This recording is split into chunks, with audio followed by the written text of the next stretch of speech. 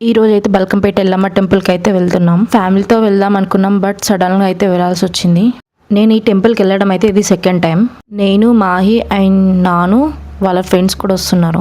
మా వేద కూడా వస్తుంది. ఇదైతే ఎప్పుడు స్లీప్ మోడ్లోనే ఉంటుంది. కార్ ఎక్కినప్పటి నుంచి దిగే వరకు అయితే స్లీప్ మోడే.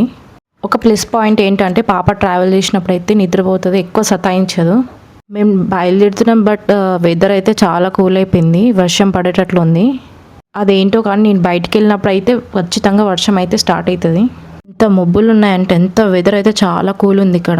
ఇంత కూలింగ్లో కూడా మా ఆయనకైతే ఏసీ కావాలంట. అమ్మో, హైదరాబాద్లో అయితే పిక్చర్ ట్రాఫిక్ ఉంటుంది. ఏదైనా దానికి ఎమర్జెన్సీగా వెళ్ళాలంటే ట్రాఫిక్ లేని టైం చూసుకొని వెళ్ళాలి. చాలా టైం అయిపోతుంది. ఇక్కడ ఒక సడన్ సర్ప్రైజ్ ఏంటంటే, మేము జస్ట్ టెంపుల్ విజిట్ అయ్యి వస్తాం అనుకున్నాం. ఇక్కడైతే పిన్ని బాబాయ్ వాళ్ళు అయితే బోనం ఎత్తుతురు అని మాకు అస్సలు తెలియదు. అక్కడికి వెళ్ళేంత వరకు అయితే తెలియదు నాకు. బోనం అయితే పిన్ని రెడీ చేస్తుంది. అమ్మవారికి ఏముంటుంది, పసుపు కుంకుమ వేపాకు నైవేద్యం అంతే. ఇక్కడ నైవేద్యం కూడా రెడీ అయిపోయింది. ఇక్కడ ఒక స్పెషల్ ఏంటంటే అమ్మవారికి స్వీట్తో నైవేద్యం చేస్తాం. ఎల్లమ్మ టెంపుల్ అలా నార్మల్గా అయితే రైస్ అండ్ పచ్చిపులుసుతో వేస్తాం. చెప్పినా కదా, మా వేద అయితే ఎప్పుడు స్లీపీ మోడే, వచ్చినప్పటి నుంచి పడుకొని ఉంది. ఇప్పుడు పడుకుంటుంది, నైట్ అయితే జాగారం చేపిస్తుంది. అండ్ లాస్ట్లో అయితే బోనం అయితే రెడీ అయిపోయింది.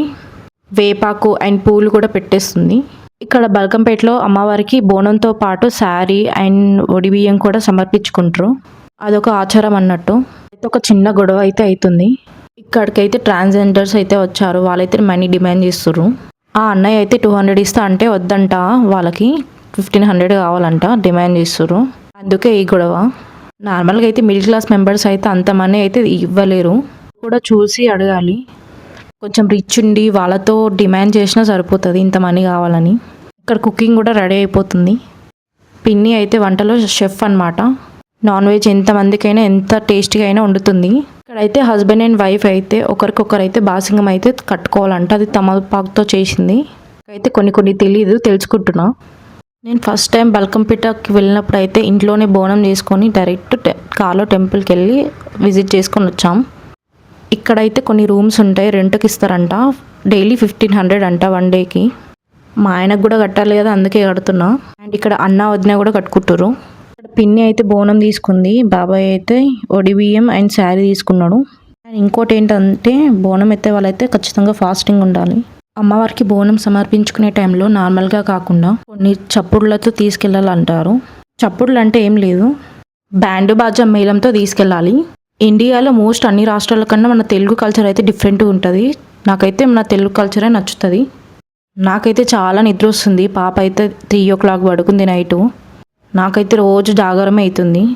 మనం ఎప్పుడూ ఇంట్లో ఉంటాం కదా, ఎప్పుడు ఇంట్లో ఉండే ఆడవాళ్ళు ఉంటారు, బయట వర్క్ చేసే ఆడవాళ్ళు ఉంటారు. అప్పుడప్పుడు బయటికి వెళ్తే మనకు కూడా చాలా సంతోషంగా ఉంటుంది. స్పెషల్గా చెప్పాలంటే టెంపుల్లో ఆ పాజిటివ్ వైబ్ ఉంటుంది. ఒక మంచి పాజిటివ్ వైబ్ వచ్చేలాగా టెంపుల్స్ అయితే మ్యానుఫ్యాక్చరింగ్ అయితే చేస్తారు. ఇక్కడ బ్యాండ్ మేళం సౌండ్కి అయితే కొంచెం ఇరిటేట్గా ఉంది, ఎందుకంటే నైట్ నిద్రపోలే కదా, చాలా హెడేక్ వస్తుంది. ఆ వేద అయితే ఇంట్లో కన్నా బయటికి వెళ్తేనే బాగా ఎంజాయ్ చేస్తుంది. దానికి బయట తిప్పాలి, బయట బాగా తిరగాలంటది. ఈ బల్కంపేట ఎల్లమ్మకైతే డైలీ అయితే చాలామంది వస్తారు, బట్ ఇంకా ఫెస్టివల్ టైంలో అయితే ఇంకా చాలామంది వస్తారంట.